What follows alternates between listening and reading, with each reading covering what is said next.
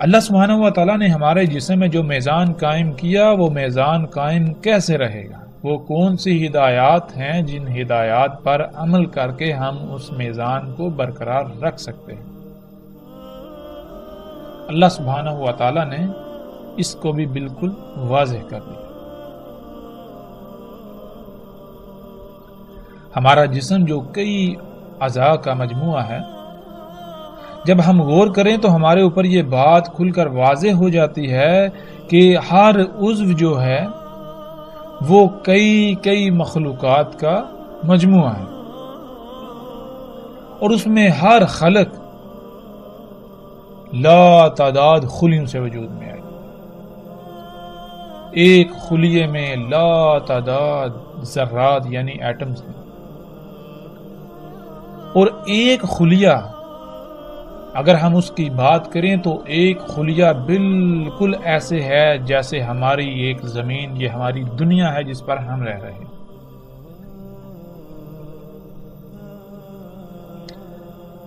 ہمارے ایک خلیے کے اندر پوری ایک ایسی دنیا آباد ہے جس دنیا میں ہم رہ رہے ہیں۔ ہمارے ایک خلیے کے اندر لا تعداد مخلوقات ہیں، فیکٹریاں، کارخانے، صفائی کا نظام، ٹرانسپورٹ کا نظام، ایک انتہائی عجیب و غریب پیچیدہ ترین نظام ہے، پیچیدہ ترین دنیا ہے، اور اس دنیا کا نظام تب تک ٹھیک سے چلے گا جب تک اس دنیا کو جو اس کی ضروریات ہیں وہ خالق کی ہدایات کے مطابق فراہم کی جائیں گی۔ ان ضروریات کی مقدار کیا ہوگی، ان ضروریات کا معیار کیا ہوگا، اس کا بھی علم صرف اور صرف اسی ہی کو ہو سکتا ہے جو اس دنیا کا خالق ہے، اور اس دنیا کا خالق اللہ سبحانہ و تعالی کی ذات ہے۔ ایک خلیہ ناظرین جس کا حجم کیا ہے، اس کا اندازہ آپ یوں لگا سکتے ہیں کہ اگر 10 لاکھ خلیے ایک مقام پر رکھے جائیں تو وہ صرف اور صرف اتنی جگہ گھیریں گے جتنی کی ایک باریک سے باریک تر سوئی کی نوک ہوتی ہے۔ اس سے آپ اندازہ لگا سکتے ہیں کہ ایک خلیے کا حجم کیا ہے، کتنا چھوٹا ہے جسے انسانی آنکھ نہیں دیکھ سکتی۔ تو ناظرین، جب تک اس خلیے کی دنیا میں جو میزان اللہ سبحانہ و تعالی نے قائم کیا وہ قائم رہے گا، تب تک ان خلیوں سے وجود میں آنے والا عضو ہر لحاظ سے مکمل اور وہ اپنے مقام پر رہتا ہوا اپنی ذمہ داری پوری کر سکے گا۔ جب اس طرح تمام کے تمام اعضاء اپنے اپنے مقام پر رہتے ہوئے اپنی بھی ذمہ داری پوری کریں گے تو پورا جسم ٹھیک رہے گا، لیکن اگر کہیں بھی بگاڑ آ گیا، کہیں بھی خسارہ ہوا، کہیں بھی کوئی کمی، کوئی کوتاہی، کوئی لاپرواہی ہوئی، کسی بھی مخلوق نے جسم کے اندر یا جسم کے بعد جو کہ جسم کا حصہ ہے اس نے لاپرواہی کی تو جسم میں قائم جو میزان ہے اس میں خسارہ ہو جائے گا۔ جس خسارے کو ہم بیماریوں کا نام دیتے ہیں، اور اگر اس خسارے کو دور نہ کیا جائے، اس بگاڑ کو ختم نہ کیا جائے جو کہ فساد کہلائے گا، اس کی اصلاح نہ کی جائے تو پھر ایک وقت ایسا آئے گا جب یہ جسم اپنی اجل سے دوچار ہو، یعنی ایک آخری تباہی اس پر مسلط ہوگی جو اسے ختم کر دے۔ تو ناظرین، اپنی ہی ذاتوں میں ہم جتنا بھی غور و فکر کرتے جائیں وہ کم ہے، جیسے جیسے غور و فکر کرتے جائیں گے ہمارے اوپر راز کھلتے چلے جائیں گے۔ تو اب تک جو باتیں ہمارے سامنے آئیں وہ یہ ہیں کہ اللہ سبحانہ و تعالیٰ نے ہمارے جسم کو خلق کیا۔ ہمارے جسم کے دو پہلو ہیں، ایک ظاہری ایک باطنی۔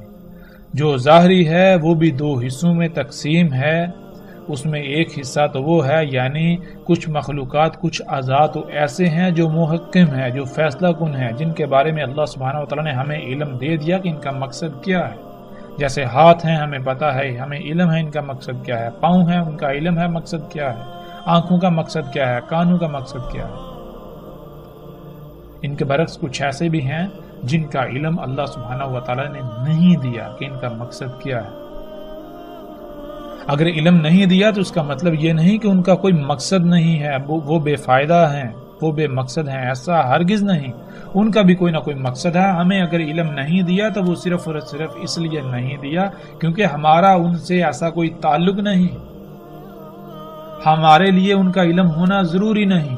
اللہ سبحانہ و تعالیٰ نے انہیں جس مقصد کے لیے خلق کیا، ان کو خلق کر کے ان کے مقام پر رکھ دیا۔ جب تک وہ اپنے مقام پر رہتے ہوئے اپنی ذمہ داری ادا کریں گی تو ہمارا جسم ٹھیک رہے گا۔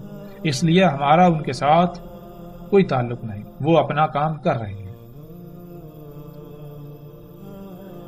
پھر دوسری بات، ہمارے جسم کا ایک باطنی حصہ، باطنی پہلو جو کہ پوشیدہ اعضاء ہیں، جن کو اللہ سبحانہ تعالیٰ نے ہم سے چھپا کر رکھ دیا، وہ کیا ہے؟ وہ ہمارے جسم میں اللہ کا غیب ہے، جس کا قرآن میں اللہ سبحانہ وتعالیٰ نے بار بار ذکر کیا، جس کے بارے میں اللہ سبحانہ وتعالیٰ نے کہا کہ غیب پر ایمان لاؤ۔ اب غیب پر ایمان لانا کیا ہے؟ غیب پر ایمان لانا یہی ہے کہ اللہ سبحانہ وتعالیٰ نے ہمارے جسم کے اندر وہ اعضاء جو چھپا کر رکھ دیے، ان کو خلق کرنے کا کوئی نہ کوئی مقصد ہے، اور جس مقصد کے لیے انہیں خلق کیا، انہیں اس مقصد کو پورا کرنے کے لیے ان کے مقام پر رکھ دیا، ان کی لائن پر لگا دیا۔ جب تک وہ اپنے اپنے مقام پر رہتے ہوئے اپنی اپنی لائن کو پورا کریں گے، اس مقصد کو پورا کریں گے تو پورا جسم ٹھیک رہے گا۔ اگر کہیں بھی کوئی بگاڑ پیدا ہوا تو پھر فساد ہوگا، تباہیاں ہوں گی، جن کو ہم بیماریاں کہتے ہیں، اور پھر آخر کار جسم موت کا شکار ہو جائے گا۔ تو جتنے بھی اعضاء ہمارے پوشیدہ ہیں، یہ سارے کا سارا اللہ کا غیب ہے ہمارے جسم میں۔ یہ ہے ایمان لانا کہ اگر ہماری ان تک رسائی ہو جائے تو ہم ان کے ساتھ کسی قسم کی کوئی چھیڑ چھاڑ نہیں کریں گے، ہم ان کے ساتھ کسی قسم کا کوئی پنگا نہیں لیں گے۔ کیوں؟ اس لیے کہ اگر ہم نے ان کے ساتھ چھیڑ چھاڑ کی تو نظام درہم برہم ہو جائے گا۔ ہمارا ان کے ساتھ ایسا کوئی تعلق نہیں کہ ہم ان کے ساتھ چھیڑ چھاڑ کریں۔ یہ ہے غیب پر ایمان لانا۔ پھر مزید اگر ہم غور و فکر کریں ناظرین، اگر جسم سے خون نکال لیا جائے تو کیا ہوگا؟ جسم کانپ اٹھے گا۔ جسم سے جو اللہ تعالیٰ نے جو غیب جو رکھا، جو اعضاء چھپا کر رکھ دیے، جو اللہ تعالیٰ کا غیب ہے ہمارے جسم میں، اگر اس میں سے کوئی بھی چیز نکال لی جائے گی تو کیا ہوگا؟ اس عضو کی، اس شے کی ذمہ داری کی نوعیت کے اعتبار سے جسم کا نقصان ہو۔ یہ تھا اس سوال کا جواب کہ جو اللہ سبحانہ و تعالیٰ نے کہا کہ نہیں خلق کیا ہم نے آسمانوں کو اور زمینوں کو اور جو کچھ ان کے درمیان ہے مگر حق کے ساتھ۔ حق کے ساتھ خلق کرنا کیا ہے؟ اللہ سبحانہ تعالیٰ نے کہا کہ اپنی ہی ذاتوں میں غور و فکر کرو۔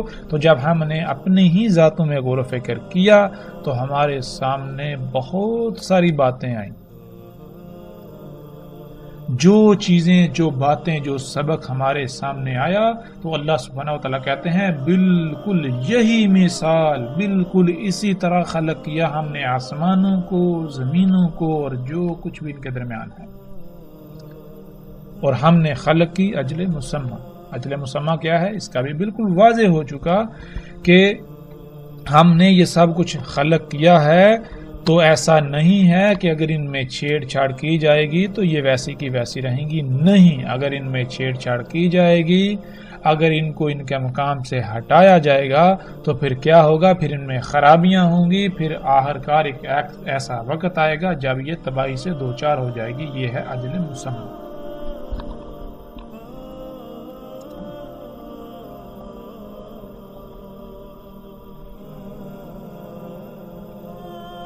جب ہم نے اپنی ذات میں غور و فکر کر لیا تو اللہ سبحانہ و تعالیٰ پھر بالکل واضح کہتے ہیں، جیسا کہ اس آیت میں ہے، اللہ سبحانہ و تعالیٰ کہتے ہیں اس میں کچھ شک نہیں تیرا رب یعنی جس نے تجھے خلق کیا اور کسی نہ کسی مقصد کے لیے خلق کیا، پھر تجھے جو تیری تمام کی تمام ضروریات تھیں وہ خلق کر کے مہیا کی، تجھے پروان چڑھایا اور تجھے اس مقام پر لے کے آیا جس مقام پر آ کر تو اس ذمہ داری، اس مقصد کو پورا کر سکے جس مقصد کے لیے تجھے خلق کیا۔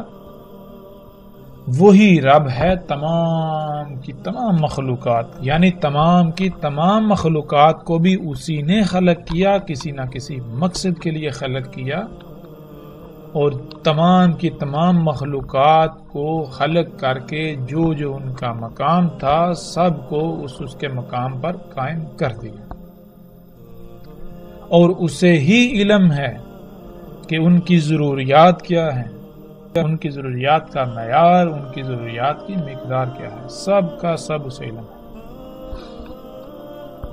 یہ کائنات، یہ تمام مخلوقات کیسے ٹھیک رہیں گی، کائنات کا نظام کیسے چلے گا، یہ سب کا سب صرف اور صرف اسے ہی علم ہے۔ کیوں؟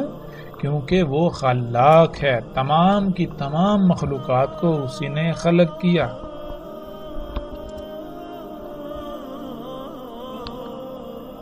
تو یہ تھا ناظرین حق کے ساتھ خلق کرنے کا جواب۔ اس جسم پر اللہ سبحانہ و تعالی نے ہمیں اختیار دیا ہے، جسم کی تمام مخلوقات ہماری محتاج ہیں۔ ہم چاہیں تو جسم کو حلال طیب فراہم کریں، خالق کی ہدایات کے مطابق ان کی ضروریات مہیا کریں، اور اگر ہم چاہیں تو خالق کی ہدایات کو یکسر نظر انداز کرتے ہوئے اپنی مرضی کے مطابق اس جسم میں جو جی میں آئے اونڈے لیں اور جسم میں تمام مخلوقات کے حقوق کو غصب کریں۔ بالکل یہی مثال اس دنیا کی ہے، آسمانوں کی ہے، زمین کی ہے، ان کے درمیان جتنی بھی مخلوقات ہیں ان کی ہیں۔ جیسے اس جسم میں تمام کی تمام مخلوقات ہماری محتاج ہیں، اس جسم پر اللہ سبحانہ و تعالی نے ہمیں اختیار دیا، بالکل اسی طرح اس زمین کی، اس آسمان کی، آسمان اور زمین کے درمیان جتنی بھی مخلوقات ہیں یہ تمام کی تمام ہماری محتاج ہیں، ان کا اختیار اللہ سبحانہ و تعالی نے انسان کو دیا۔ اور اللہ سبحانہ و تعالی نے بالکل واضح کر دیا کہ اگر تم صرف اور صرف میری ہی غلامی کرو گے تو کائنات کا نظام بالکل ٹھیک رہے گا، کائنات میں کوئی فساد نہیں ہوگا، کوئی بھی خرابی نہیں ہوگی، اور اگر تم نے اس کائنات میں میری ہدایات کے خلاف عمل کیا تو اس کائنات میں ہر سطح پر قائم میزان میں خسارہ ہو جائے گا، جس سے پھر خرابیاں ہوں گی، پھر تباہیاں آئیں گی، پھر وہ اجل جو اللہ نے خلق کی وہ آ جائے گی، یعنی ایک آخری بڑی تباہی جو تمہیں اپنی لپیٹ میں لے لے گی۔ یہی وہ دجال تھا جس سے تمام کے تمام نبیوں نے ڈرایا، تمام کے تمام نبیوں نے ممکنہ پیش آنے والے خطرے سے متنبہ کیا، تمام کے تمام نبیوں نے، رسولوں نے یہی دعوت دی اپنی قوم کو، اپنی امت کو، کہ اللہ سبحانہ و تعالیٰ نے آسمانوں، زمینوں اور جو کچھ بھی ان کے درمیان ہے سب کا سب حق کے ساتھ خلق کیا، اس لیے صرف اور صرف اللہ ہی کی غلامی کرو۔ دیکھو اگر تم اللہ کی غلامی نہیں کرو گے تو جو تم اعمال کرو گے ان اعمال کا جس حد تک، جس سطح تک اثر ہوگا اس حد تک پھر رد عمل آئے گا۔ اسی رد عمل سے تمام کے تمام انبیاء نے ڈرایا، متنبہ کیا، لیکن کیا وہ قومیں ڈریں؟ لیکن کیا ان قوموں نے اپنے ان اعمال کو ترک کر دیا؟ کیا وہ اللہ کے غلام بن گئے؟ تو جب ہم قرآن سے اس کا سوال کریں تو اللہ سبحانہ و تعالیٰ بالکل واضح کر دیتے ہیں کہ ایسا ہرگز نہیں ہو۔ انہوں نے اس دعوت کو تسلیم نہ کیا تو پھر ان کا انجام کیا ہوا؟ اللہ سبحانہ و تعالیٰ نے قرآن میں یہ بھی بالکل واضح کر دیا۔ تو ناظرین، یہاں تک جو ہم نے غور و فکر کیا اور جو بات ہمارے سامنے آئی وہ یہ کہ رسول اللہ صلی اللہ علیہ وسلم نے جو دعوت دی، جو پیغام دیا، جس ممکنہ پیش آنے والے خطرے سے متنبہ کیا اور جس سے باقی تمام کے تمام انبیاء نے متنبہ کیا، وہ کیا تھا؟ وہ دعوت کیا تھی؟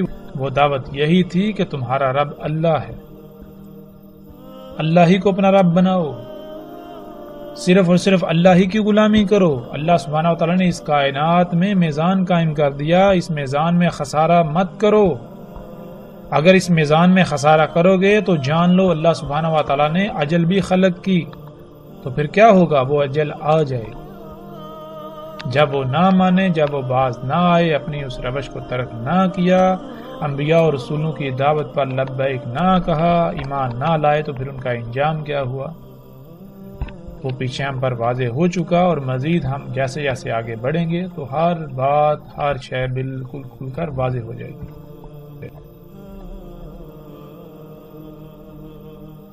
جیسے نوح علیہ السلام نے اپنی قوم کو دعوت دی، بالکل اسی طرح باقی رسولوں نے بھی اپنی اپنی قوموں کو دعوت دی، اپنی اپنی قوموں کو ڈرایا۔ جب وہ نہ ڈرے، جب وہ اپنی روش سے باز نہ آئے، تو پھر ان کا انجام کیا ہوا؟ اس انجام اور جس وجہ سے ان کا انجام ہوا، اللہ سبحانہ تعالیٰ ان آیات میں بالکل واضح کر دیتے ہیں۔ وہ کیا اشیاء تھیں، وہ اعظم و فتنہ کیا تھا جس کی زد میں آ کر، جس کے دجل کا شکار ہو کر وہ قومیں ہلاک ہوگی، صفحاتی سے مٹ گئیں۔ اللہ سبحانہ و تعالیٰ کہتے ہیں، کیا نہیں دیکھتے کیسے ہلاک کیا ہم نے ان سے قبل زمانوں سے؟ اختیار، حکومت، مضبوطی، قوت دی تھی انہیں زمین میں، جو بالکل نہیں دیا گیا اختیار، حکومت، مضبوطی وغیرہ تم کو، اور بھیجا ہم نے ان پر بلندی سے لگاتار میں، اور کر دیا ہم نے نہروں کو جاری ان کے تحتوں سے، پس ہلاک کیا ہم نے ان کے ذنوب کے سبب، یعنی ان کے اپنے ہی اعمال کے سبب، یعنی ان کے اپنے ہی اعمال کے سبب آسمان سے لگاتار می برسا، اور نیچے ان کے پاؤں تلے سے نہریں جاری ہو گئیں، اور ہم نے اپنے قانون سے ان کے بعد زمانے کو دوسرے کر دیا۔ اس آیت میں اللہ سبحانہ وتعالیٰ بالکل واضح کہتے ہیں، اللہ سبحانہ وتعالیٰ کہتے ہیں کہ قوم نوح سمیت جتنی بھی قومیں پہلے گزری ہیں، جو مکن یعنی زمین پر اختیار انہیں دیا گیا تھا، جو اسباب و وسائل ان کے پاس تھے، وہ آج ہمارے پاس یعنی آج موجودہ انسانوں کے پاس نہیں ہیں۔ حالانکہ آج موجودہ انسان بڑے بڑے دعوے کرتے ہیں کہ آج انسان چاند پر اور مریخ پر پہنچ چکا، جدید ترین ٹیکنالوجی حاصل ہو گئی، اب ہمیں کوئی زوال نہیں۔ بہرحال آج جو کچھ بھی انسان کے پاس ہے، اللہ سبحانہ و تعالیٰ کہہ رہے ہیں کہ قوم نوح یا ان کے علاوہ جتنی بھی قومیں پہلے گزر چکی، ان کے پاس تم سے کئی گنا بڑھ کر تھا۔ اس کے باوجود ان کا انجام کیا ہوا، اللہ سبحانہ و تعالیٰ نے وہ بالکل ہمارے سامنے کھول کر رکھ دیا۔ پھر اس آیت میں اللہ سبحانہ وتعالیٰ کہتے ہیں، تحقیق یعنی ثابت شدہ ایسا ہو چکا، یہ طریقہ جو کچھ تم کر چکے ہو یہ تم سے پہلے ہو چکا، پس سیر کرو زمین میں، پس دیکھو کیسا تھا انجام ان کا جنہوں نے تکذیب کی۔ یعنی جن کے اوپر یہ واضح کر دیا کہ اللہ سبحانہ وتعالیٰ نے آسمانوں، زمینوں اور جو کچھ بھی ان کے درمیان ہے سب کچھ حق کے ساتھ خلق کیا، تو اللہ کے علاوہ کسی کی غلامی مت کرو، اللہ کے علاوہ رائی برابر بھی عمل مت کرو اس کائنات میں، ورنہ اللہ نے جو اجل خلق کی وہ آ جائے گی۔ تو انہوں نے کیا کیا؟ انہوں نے اس کی تکذیب کر دی، انہوں نے یہ نہ مانا اور اپنے ان مفسد اعمال کو جاری رکھا، تو پھر ان کا انجام کیا ہوا؟ پھر اسی طرح اللہ سبحانہ تعالیٰ آج موجودہ انسانوں کو کہتے ہیں، کیا دیکھنا چاہ رہے ہیں مگر یہ کہ ان کے کرتوتوں، ان کے اعمال کے سبب آئیں ملائکہ یا آ جائے امر ان کے رب کا؟ بالکل اسی طرح کے کرتوت کیے انہوں نے جو ان سے پہلے تھے، اور نہیں ظلم کرتا انہیں اللہ، اور لیکن خود ہی تھے ظلم کرنے والے۔ پھر آگے اللہ سبحانہ تعالیٰ کہتے ہیں، اور کیسے ہلاک کیا ہم نے ان سے پہلوں کو زمانوں سے، ان کے سب سے بہتر تھے، احسن تھے اساس اور ریا۔ اساسن کسے کہتے ہیں؟ اساسن کہتے ہیں وہ تمام کا تمام مال و متاع، اشیاء، ایجادات، جو کچھ بھی انسان نے بنایا، جو کچھ بھی انسان نے آج تک حاصل کیا یا اس وقت تک جو کچھ انسان نے بنایا، جسے اردو میں اثاثے کہتے ہیں۔ اور ریا کہتے ہیں جو عام انسانی آنکھ سے نہ دیکھا جا سکے، وہ کچھ دیکھنے والے آلات، یعنی ایسے آلات جن کی مدد سے وہ اللہ کے غیب کی اشیاء، اللہ کے غیب کی مخلوقات، کائنات کی وسطوں کو براہ راست دیکھنے کی صلاحیت رکھتے تھے۔ یعنی اس آیت میں اللہ سبحانہ وتعالیٰ بالکل واضح کہہ رہے ہیں کہ وہ جو پہلی قومیں گزر چکی، جن کو ہم نے ہلاک کیا، جو ہلاک ہوئیں اپنے ہی اعمال، اپنے ہی کرتوتوں کے سبب، وہ ان کے پاس جو کچھ انہوں نے بنایا ہوا تھا، جو کچھ انہوں نے ایجاد کیا ہوا تھا، جو کچھ انہوں نے بنایا ہوا تھا، وہ سب سے بہتر تھا۔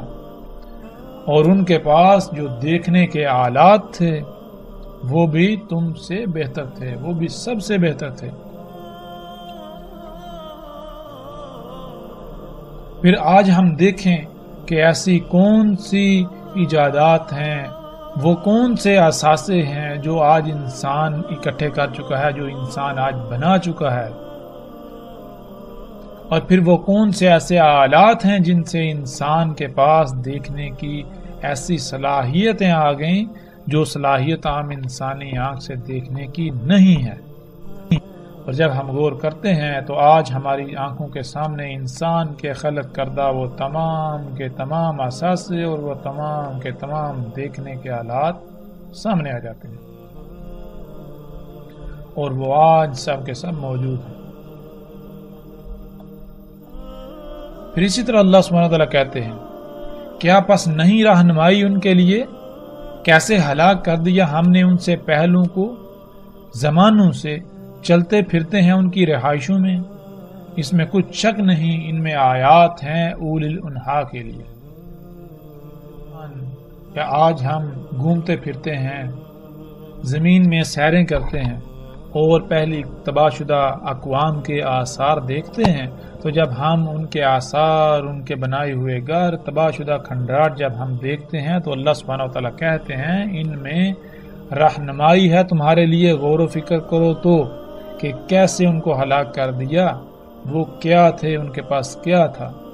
پھر اسی طرح اگلی اس آیت میں اللہ سبحانہ وتعالیٰ کہتے ہیں، کیا نہیں سیر کی، کیا نہیں گھومے پھرے زمین میں، پس دیکھیں کیسا تھا انجام ان کا جو ان سے پہلے تھے وہ بہت شدید، ان سے کئی گنا بڑھ کر قوت میں، زمین کے نوادرات میں، یعنی جو زمین کے اندر اللہ سبحانہ وتعالیٰ نے چھپا کر زمین کے خزانے رکھے ہیں ان میں، اور انہوں نے زمین پر ایسی تعمیرات کی، زمین کو ایسے آباد کیا، شہروں کے شہر آباد کیے جو ایسی تھیں جیسے نہ ختم ہونے والی، مضبوط اور لمبے عرصے تک قائم رہنے والی، جتنی زیادہ سے زیادہ وہ کر سکتے تھے، جتنا زیادہ سے زیادہ وہ زمین کو آباد کر سکتے تھے، تعمیرات کر سکتے تھے، وہ انہوں نے کی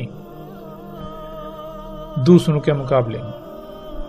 اور آئے ان کے پاس ان کے رسول بینات کے ساتھ، یعنی اللہ کے رسول جب اللہ کے بھیجے ہوئے ان کے پاس آئے تو انہوں نے سب کچھ کھول کر رکھ دیا کہ جو کچھ تم یہ کر رہے ہو اس کا انجام کیا ہے اور اس کی حقیقت کیا ہے۔